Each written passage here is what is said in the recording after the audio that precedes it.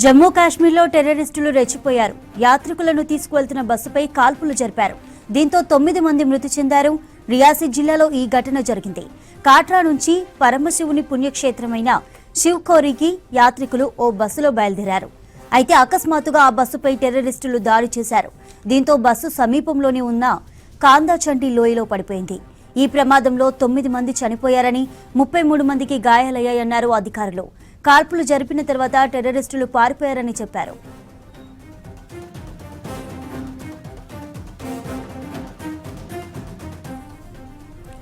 జమ్మూ కాశ్మీర్లో టెర్రరిస్టులు రెచ్చిపోయారు. యాత్రికులను తీసుకువెళ్తున్న బస్సుపై కాల్పులు జరిపారు.